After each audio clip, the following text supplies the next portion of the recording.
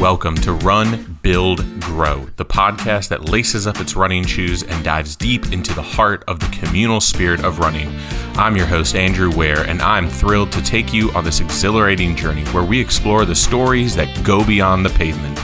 I'd like to begin this episode by inviting you to support this podcast by following or subscribing using your favorite podcasting app or finding it online at communityrunpod.com.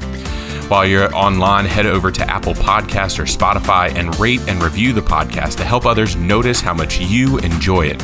If you leave a review, I will read those reviews in the next podcast. Share the podcast with your run community as we continue to grow on the run and beyond. And if you would like to support the podcast monetarily, you can become a Runnin' Rev Patreon and help support the Runnin' Rev Run Club with a monthly donation. Head on over to patreon.com/runninrev, and a monthly donation of any amount is appreciated. Become a patron and get a shout out in each episode.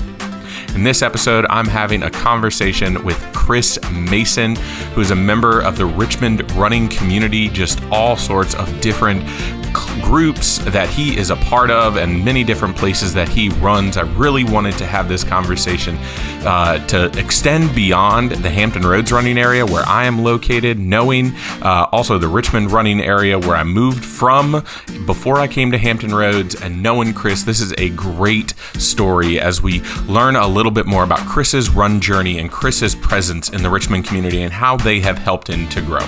So let's jump into this conversation. All right, welcome in everybody to another episode of Run, Build, Grow. Today, I am joined by a Richmond running native, so we're working ourselves out of Hampton Roads here, but I'm joined today by Chris Mason. Chris, how you doing today? Pretty well. Thanks for the invite. Happy to talk on the podcast and represent the RVA. Yeah, definitely. So for those of you who listen to this, you kind of know me. My two big running communities that I love are Hampton Roads and Richmond. And I often say, I always love to be a part of both those clubs. Before I moved back to Hampton Roads, I lived in Richmond. It was absolutely it's where I refound my love for running. It's where, just amazingly great races. I'm sure we'll talk about it, Chris, but the Richmond Marathon is labeled, America's most friendly marathon. And I often tell folks, there's no race in Richmond that you do where you feel like you're like alone on the course, because it's just either lined or great runners just all over the place. So as we dive into our conversation about community today, Chris, what makes your running community the best?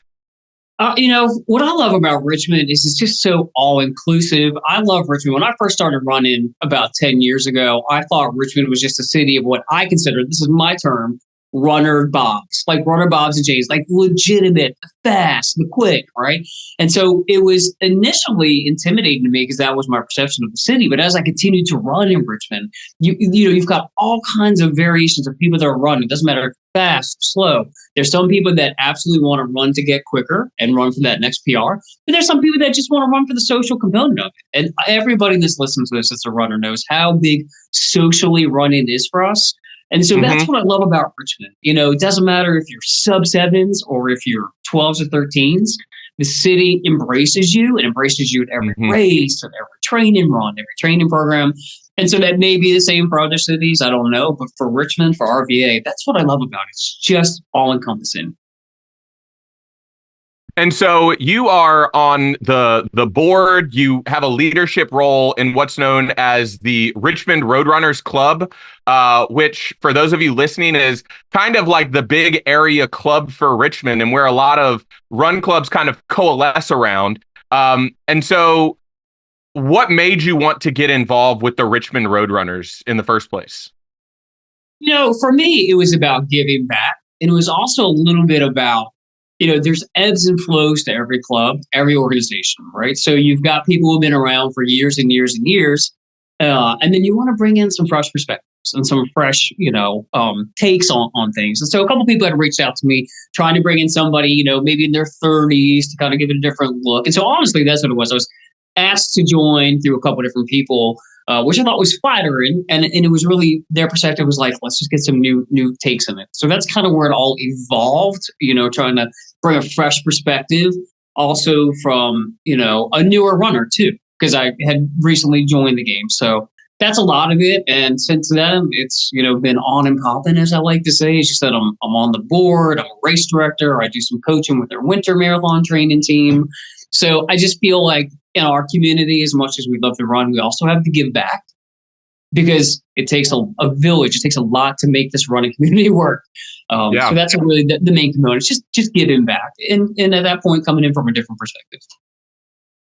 And you talk about that giving back to the run community and what that feels like. So as your running journey is beginning in Richmond, what was it about that beginning? Because I have to feel like, part of wanting to give back was being so welcomed into that community and the community really embracing you and bringing you in. And so what were those first group runs like? What were those first few races with the community like? Who are the folks who are reaching out, who are trying to get you involved? What are they doing in that situation? Yeah, that's a really good and a fun flashback for me, because my first 5K was with one of my good friends, Rainey Niklowski, heavily involved in the community as well, which is our club president. And I didn't know a thing about 5Ks at all. I just started running. I met her through a mutual friend, and she was telling me about this autism 5K that was happening in Innsbruck. Fast forward, I was like, hey, if I just show up, would you show me what to do? Because I was nervous. And she was just so willing to do that, right? So that was my first initial interaction with a Richmond runner. And she had just started as well. But she was like, absolutely, show up.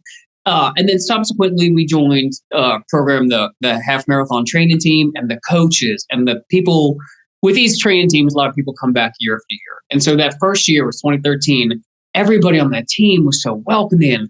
They were, giving us advice as to, things that could help improve our run. So for me specifically, I used to wear really big pants when I ran, but it was nice to have people going like, hey, just an FYI, you might want to try shorts, because that's going to help you out. So you're right. But, it was just from Rainey and inviting me to that race and then joining training teams and not feeling like the new guy. And the new, like for her, the new gal, everybody was just so welcoming with not just tips and advice, but just embracing us during our long runs.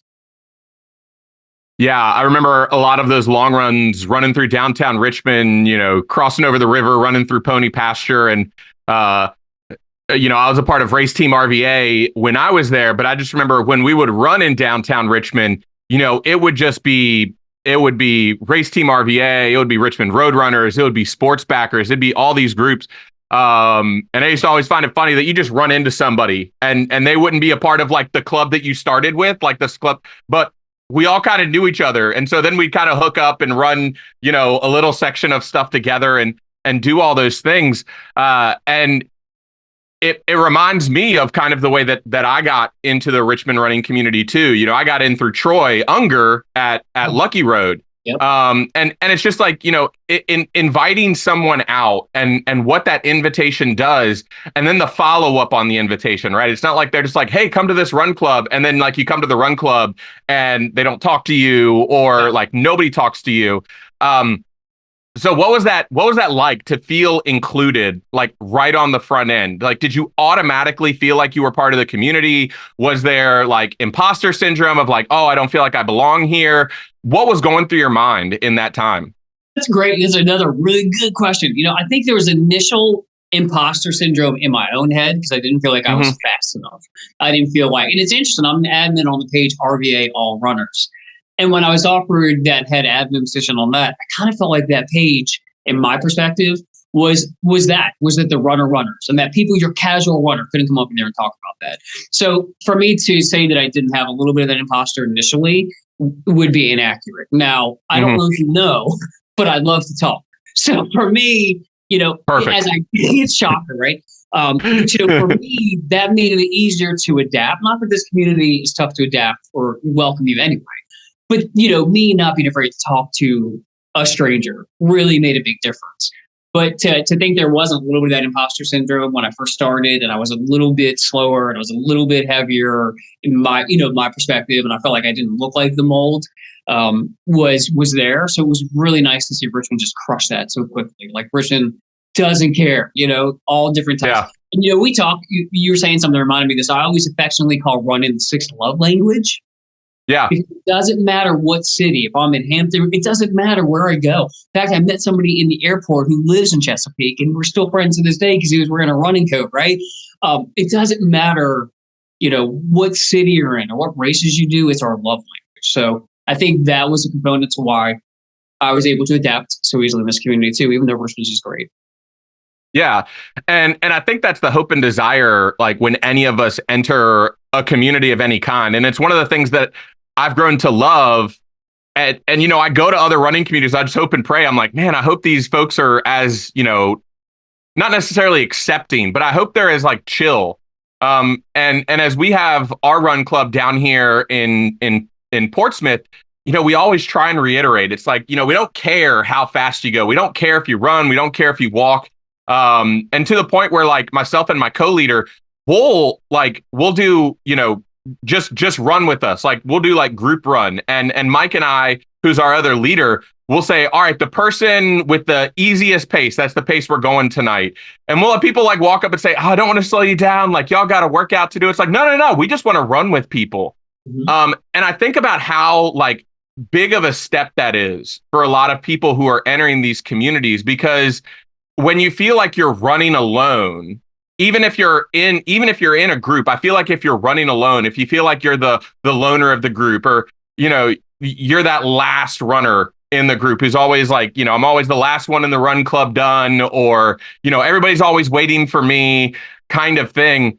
It fills me with so much joy to hear these stories of run communities that are, so welcoming, so accepting, so, all inclusive of just anything. And so now we kind of flash forward to where you are now. You're one of the leaders in the run community. You're, coaching with winter marathon training. You're running the social media. You're a race director, right? And you're doing all of these things. And you talk about how the early times became formative to what you're doing right now. And so what does that look like for you as you're, running with road runners, as you're running with sports backers, as you're planning events? What does that look like? What are you seeking? You're not just seeking to offer that acceptance, right? There's got to be more to it. What else are you looking to kind of help others to be able to do? I think for me specifically, and I don't know about the leader in Richmond, I appreciate the kind words. I mean, it's a bit of a stretch, but I think it really is making everybody. For me, when I'm coaching, when I'm out running with people, it's making them comfortable. Is really what it comes down to, Andrew. Whether that is by as you mentioned, running that pace with them, or just letting me run my mouth while they just continue to run, because that's a big component of it too, just to keep them sidetracked. I think to me, it's really just making everybody feel comfortable in this environment. I think there's stereotypes that people have in their own heads about what does a runner look like? What does running mean? Am I officially a runner if I only do a mile? And I think it's quashing those types of things and doing that via training teams, doing that via races. So when we do the Frostbite 15K in Richmond, got my plug in. There you go. When we do that race, we leave it open for 16 minutes, right? And Mara George and I, the other race director, we're never going to leave somebody behind if they don't do that 16-minute mile. So I think that's what it's ultimately about for me specifically, is making sure everybody understands that no matter what you do run-wise, no matter what the pace is, what the distance is, what races you do, that you're part of that community. And it ties a little bit back to the RVL runners thing. When I came in with that page, kind of making that feel a little less intimidating, with some memes and some jokes. And I just think that's my main component on what I want to give back through the training, through the stuff like that. It's just that acceptance. And so what is your ultimate hope for running? Yeah, loaded question. I think my ultimate hope, to be transparent with you, is that I wish we would, this isn't necessarily a negative thing. I don't want to make it sound negative, but I wish sometimes we would just focus less on pace. I feel like sometimes we always want to push and push and push. And I don't say we, but there's a good chunk of runners that do. And it can start to suck the fun out of it. And so I feel like sometimes we just need to step back and realize running is a joy, that we're lucky to be able to do it, right? And not to worry about pace so much. That's one of my get off my lawn grandpa things that I get Mhm. stuck on. And it's another thing that I'll say that you don't see as much in the ultra marathon world. Like Yeah. ultra marathon world is so different, right? Because people don't care about your pace and stuff. So for me, from a what I would change in a perfect world perspective is people just not worrying so much about pace.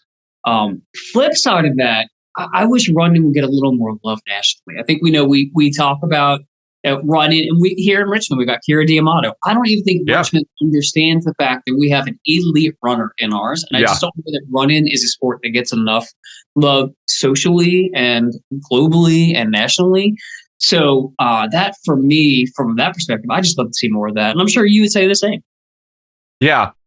And, I think a lot of it starts with this communal understanding. I think that there's something about running that everybody can coalesce around and everybody can bring themselves around. And I mean, we runners joke about the cost of shoes and all the right equipment, but, at some level, running also feels like so accessible. Like you can get into the shoes, you can get into the shorts, the microfiber t-shirts, all of that stuff. But the thing that I love most about your story is like you're starting out and you're running in like long jogger pants, and probably have an old beat up pair of Nikes that have that were bought like in the '90s or no, I don't know. Oh But no, for sure. And not to cut you off, but I was in DSW. I always tell people this now in hindsight. You can't yeah, just go buy running shoes. FYI, just because they say running doesn't mean. So you're right. I had the wrong shoes. I was wearing my cotton Wells Fargo shirt. I was wearing long pants, and it's that evolution. yeah. But the accessibility on the front end is just did someone telling you it's like, hey, you might want to get shorts or something like that. It's not even something like that discourages people, but it's you come into the community and you feel welcome, and then someone comes up to you and is like, hey, I think you'd be more comfortable in shorts. And it's the building of community and the trust that we have for those around us that kind of comes from those early days where there was no judgment for wearing the long pants or the cotton shirt. I give a guy in our run club who's been coming for a little while grief for the cotton shirt. He's like, I just find them more comfortable. And I'm like, oh, that's cool. But we're going to keep playing around with this because Correct. cotton is very uncomfortable. I always say everybody's physiology is different, right? And their body is different. But you're right. It might eventually get to them. And when the folks find that joy, then that creates that environment. And to me, that's the best thing is watching these folks come in. And, they'll joke. They'll be like, oh, my gosh, Andrew, like, you're so fast. And I'm like, yeah, but that's my journey. Like, this is where I am. And now a lot of folks in my club get to kind of see me struggle with running and be much slower than I was even earlier this year. And, it's still having fun. Like, I can get down about the paces. But at the end of the day, I'm a much better positive person when I can find the joy, even at X pace that might be like 2 or 3 minutes off of where I was in the spring. Right. And it's being comfortable in that joy, right? Absolutely. And knowing that you're around people that aren't going to judge you for that, which is great. That they understand that you're now maybe going through some issues that have taken your pace back, and that's okay. They're not judging you like, man, Andrew's slow again. And that's what you said is the welcoming. It's the community is just, I always say this about specifically my marathon training team of sports backers, but it's real. We're one big family. It's a run family, which is why when we do these turkey trots, it's not just about running on Thanksgiving. I honestly, truly think we all feel that's like our extended family. And so we get to run with them in the morning and go hang out with our family. And that's what's great. And going back to what I think is good that you're out there, Andrew, kind of showing folks that your run game can change. Because I have had many runs during summer with our marathon training team where I just haven't felt it. You know what? So what do I do? And I'm the head coach of that team. So, and I don't do this with intent. I'm going to stop either way, because I know it's best for my body. But it shows people that put this perception in their head that you're the club organizer or Chris is the head coach. Like he should be able to get through this run. But guess what? Sometimes I can't, and it just shows that we're all, again, we're not professional collegiately trained, but we all have our days. And so setting that example, I think is good. to show. And everybody needs to understand that I had to really change that word. I hope everybody understands that, when you're having a bad run, it's okay to stop. It's okay to stop. Yeah. Well, and I think from the top, from the leadership, right, that message comes with so much weight and so much impact as we're building community, because people look towards these leaders. And, when sometimes we don't have the perfect race, right? Sometimes we just completely explode and blow up. And, we cross the finish line and, man, that was just an awful race. But, gathering and collecting ourselves, because we know that, some of our friends, some of our family, some of those folks that are in our run community, they're about to come across the finish line too. And they've been struggling as well. And, I've had some times where I cross the finish line and, then someone else crosses the finish line and we're just commiserating on a bad race. But then we go and we're just like having fun because we realize that it's like, oh man, I had a bad race, but it's okay. Cause like, one, there could be another one, right? I mean, it's not always guaranteed, but I hope there's another race. But also, the example that we set for community is, we can't let a bad day kind of get to us. We can keep moving forward. Mm-hmm. So what is the community meant for your personal running journey? As you've been running, what has it meant for you? How have you seen yourself as a runner grow just in the past number of years as you've been not just a part of, but leading this running community? Easy on the leading, but for me, I always tell people, and I was talking about this, I think, with Virginia Cap Trail, running for me has been more than just physical. It has been mentally. It's helped me mentally become stronger. I think when you realize that you can run 5 miles, 10 miles, whatever distance, right? Once you realize you can do that, there's really not a whole lot you can't do. I mean, I used to be so nervous, Andrew. I used to be so nervous going downtown Richmond because I would be, even with Google Maps, that I was going to get lost or go down a one-way street. Yep. It may sound silly to some, but, as kind of bizarre as it may sound to people, once I started running distance, I was like, I can run 10 miles. I can figure out how to get downtown Richmond. And it just gave me an extra bit of swag. So, the evolution of me physically has been great. I feel like I'm in the best shape of my life at 45, because I've been doing running for 10 years. But I'm also best mentally. I'm mentally stronger now than I was pre-running, because it just gives you swag that it should give you, because it's not easy to run. And if it was easy to run, everybody would do it. So for me, that's a lot of what this whole thing's given. And the community. My social, I've got many friends that I've been friends with I won't say pre-running because they're all friends, but pre-running that are still connected. But man, my social base and the friends that I've made via running has been off the chain. And they've been there for not just the bad runs, but also other stuff that's happened in life as well. So yeah, I think running is giving me a lot, not just with a physical and mental, but also from the social component. Man, I mean, I can't even begin to think how much that social component really helped me when I moved during the pandemic. Because I had both ends of the spectrum. I had the Richmond community that I was leaving. And I just remember all those folks in the Richmond community, we found out I was leaving. And then, we knew back in like January before I had moved.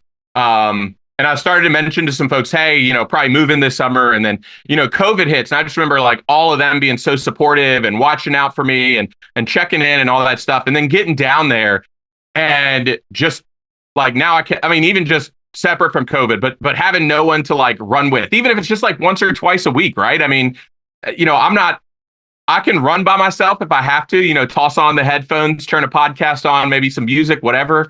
And just remember feeling like, man, I just need somebody, some group to push me forward in my run journey, because I felt it had just stagnated. Then being able to create that community down here has been such a gift for that social aspect.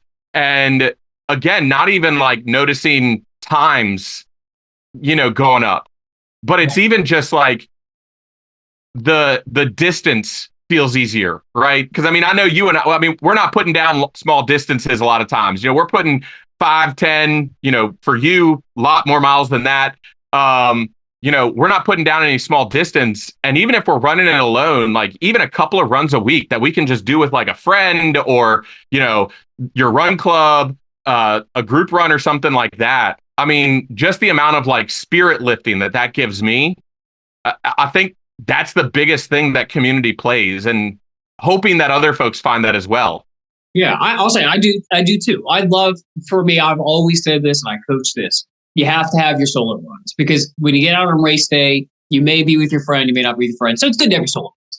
But you have to, you don't have to, but you're going to want to mix in these other runs with folks because as you said, time flies. I think there is also the same thing as we talk about power of the pack with dogs. There's power of the pack with runners. And to be honest, I really haven't done but so much, for example, speed work in my life. Like I've done some speed work. I'm the worst coach ever saying that, but I haven't done too much. But you know what? When you're with a pack, you get faster, right? Because you will end up finding some people that will chase. So it's not only good from the mental component and the distraction component, and I do this with runners too. Sometimes Coach Chris will get in the front a little bit with intent, not to be antisocial. But, it's a little what I call reindeer game that I play to get them to go a little quicker, just as I did chasing people like you, at your pace and your sevens. That'd be fast for me. So I would have to chase you. So just being around people who you can chase as well improves you from your running component too. And in terms of encouragement, it means so much to a lot of folks, I think, for that to happen. I remember when I first started with Race Team, Troy would just blister off so that he could stop to make sure that like either everybody went the right way, or he would like run ahead and then just start cheering at some point in time on the long run course that we were doing or something like that. And it's a lot of those memories that just stick with me. And again, that kind of reiterate that whole journey of we recognize we're in community together. And we can have our individual goals because my biggest thing is I remember Troy trying to break 1:30 and he was like 13 seconds off at one event. And I'm like, dude, if you hadn't like stopped all those times during long runs, he's like, yeah, but I mean, you should have sipped and gone at that sag. We call that. Sometimes people will coach and sags are different for everybody, but sometimes sip and go. Maybe you sip and go. He's still a quick cat.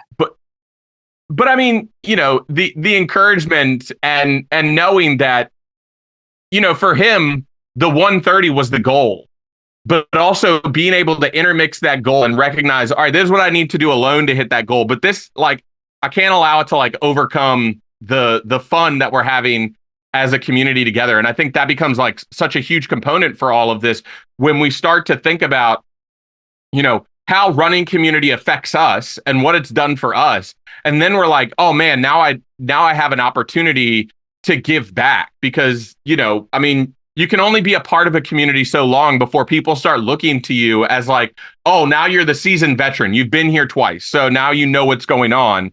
And that becomes sort of the branch, the olive branch to go and to see the other people who are either new or maybe unsure of things and be able to support and encourage them, especially in a city that's laid out so confusingly as Richmond.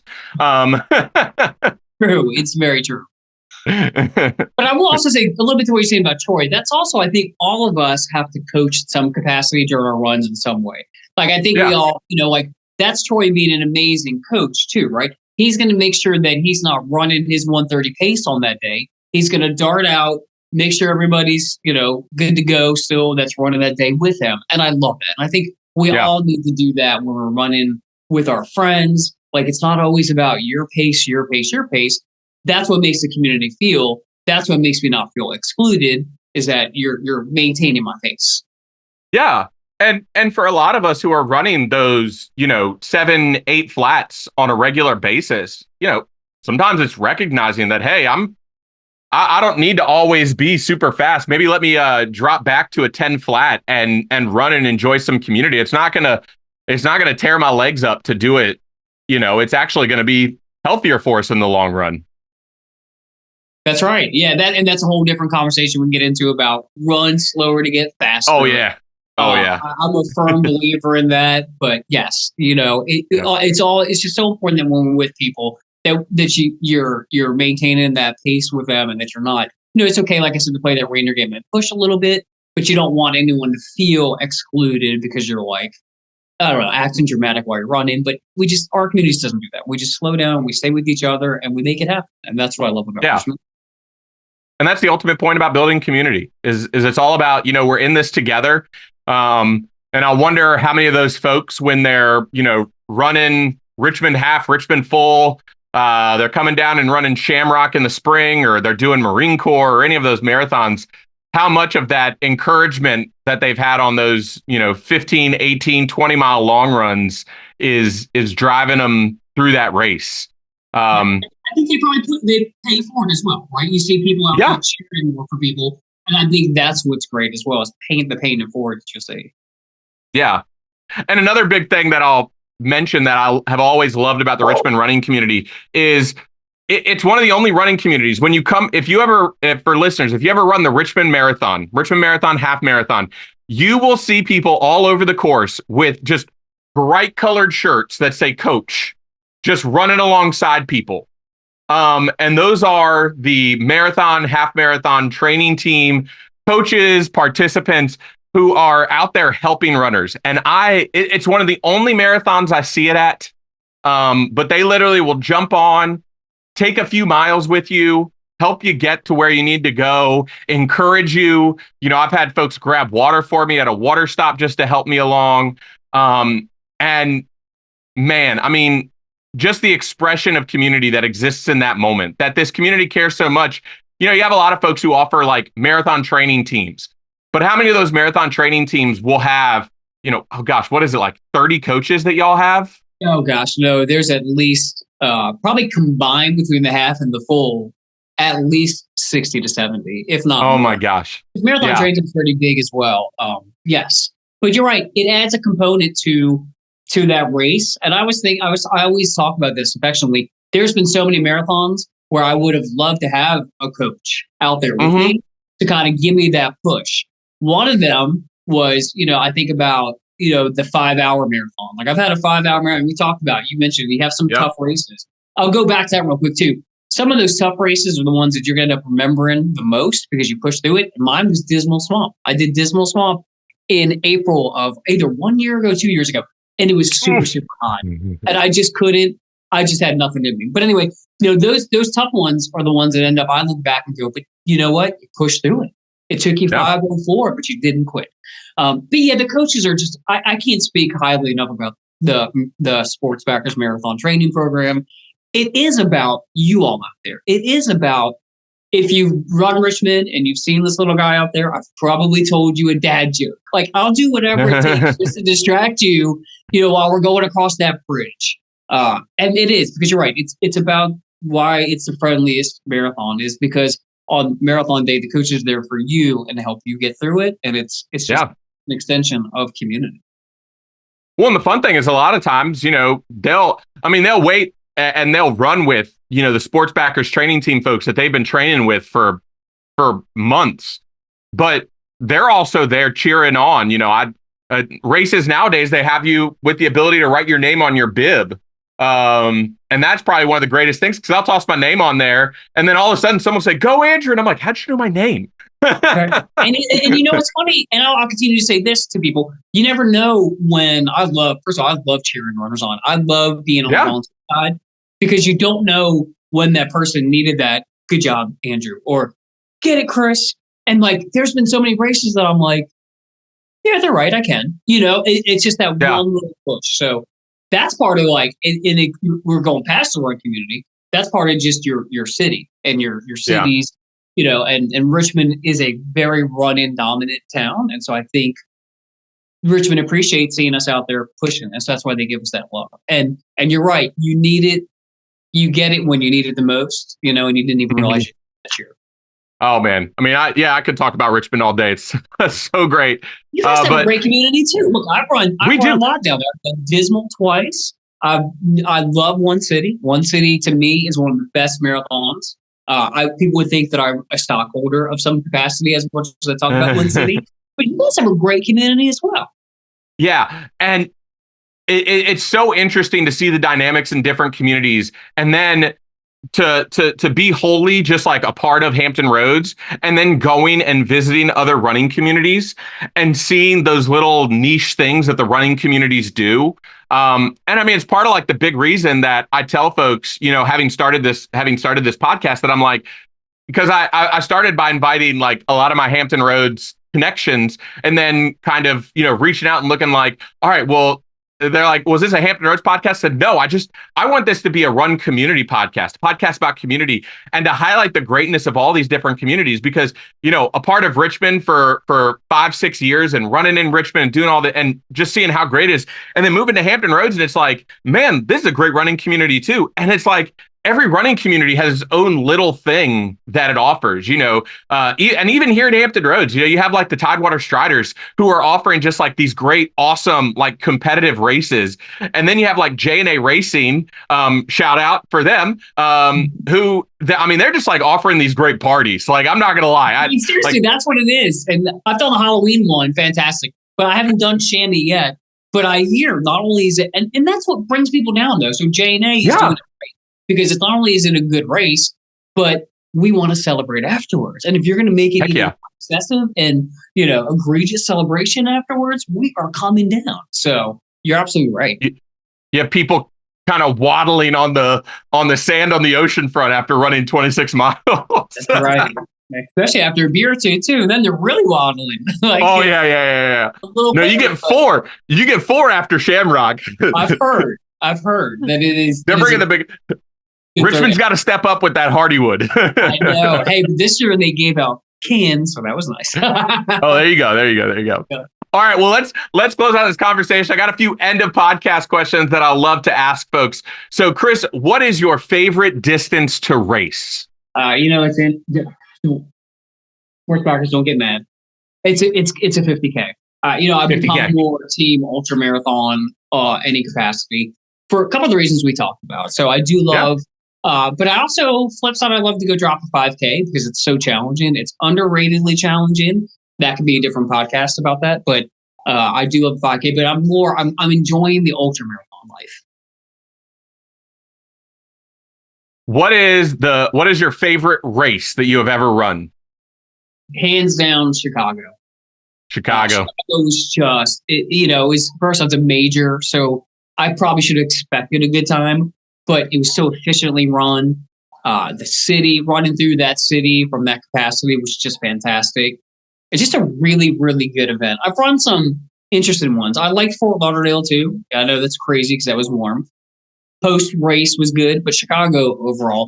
And I do have to give a shout out. I know it's just rambling to Marine Corps, because there's something about that's the most emotional I've ever been during a race, specific to the Blue Mile. And you hear about the Blue Mile. And so maybe you work it up in your head, but it was literally what everybody talks about. But Chicago was the best. Fort Lauderdale was fun. And emotion component, definitely MCM. Yeah. So what is your go-to pre-race meal? Pizza. That's a good one. Thing, I know. And you guys had this really good pizza place down in Chesapeake that I went to. Gosh, close to my hotel. And if I could remember to give them a shout out. But pizza's my jam. It's close to where the Gelati Celeste is. It's on that strip, that street. There's a little shopping center up there. Okay. That's not coming to mind. Chesapeake is such a big city. I know. So check it out when you do. All right. And you're going out just for a nice, easy run. What is your go-to running shoe? What are you slipping on your feet? Team Adidas Ultra Boost all day long. All right, man. I've been on that wagon since they came out, and then Kanye threw me for a loop for a little bit because he liked them so much and they were hard to get. But I'm team all day. I haven't worn anything else in probably 8 or 9 years. Okay, all right, very nice. Fun fact: they're a great casual shoe when you can retire them. Yeah, no, I always use my shoes as casual shoes when I retire them. I was joking the other day.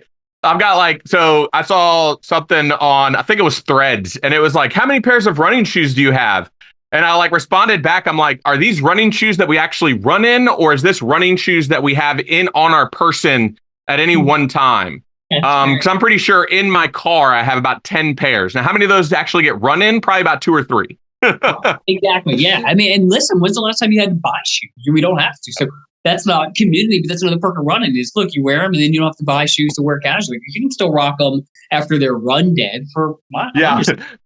You just said how often you have to go buy shoes. I'm like, oh man, every 3 months. That's it. That's right. All right, Chris, it has been amazing and great to talk to you. I can't wait to come back up to Richmond to get in some races. I'm signed up for Richmond Marathon, well, half marathon Awesome. this year. So I'll see y'all for that. But I'm pretty sure I'll be up for Monument as well because I always come up for Monument. Talk about a fun race. Gosh, that is to me what I affectionately call National Richmond Day. It is National. Oh my RV gosh. Day. It's almost a little bit of like Mardi Gras for us. Not for the runners per se, but as you're going down Monument, people are locked into their houses, so they're just having a good time, and they should, right? So they're just having most of the stuff. It's just such a vibe. So everybody down there that hasn't done it, I think sometimes people write that race off because it's so crowded or various reasons. You got to do it. If you get into the seeds, it can be PRable. It's fun, just a fun day, and hang out in Richmond and enjoy it. It's just, the city's evolved so much, and that puts you right in the, as you know, to be right in the midst of the good restaurants and all that stuff too. Yeah. Well, and to talk about like running community and talk about like supportive running community, I mean, there is not an inch of Monument Avenue that is empty on that day. I mean, that thing is packed from the time it starts at 8:00, and even like some of the super late waves, like the Walker waves. I mean, they're still getting people 2 rows deep, who are cheering, and if not more than were there for the runners when they came through for the leaders. But yeah, I mean, it's so fun and so great. Just how much that community has just blossomed with community. Yep. And I think that's honestly, it's perfectly a perfect way to kind of wind up this conversation. Is that Monument 10K is exactly what Richmond's about. You've got all paces, you've got all times, you've got people that don't even go out till 11 or 12, but the streets are still lined up. People are still cheering them on. You still got people out there, showing that support for them, which is, it's exactly what the city's about. It doesn't matter what the pace is or what your goal time is. Like, no one's going to bail on you because you're doing a 13 or 14 minute mile. In fact, they're going to cheer you on even more. And so that's UCOP's Monument 10K is a good example of this community in general. Yeah. I'll drop the link to Monument in the podcast notes. But Chris, thank you so much for coming on. It was awesome having you. Yeah, appreciate it. Have a good one. Thanks for the opportunity. Again, thank you so much, Chris, for coming on. Thank you all for listening. And remember, make every mile count. See you next time.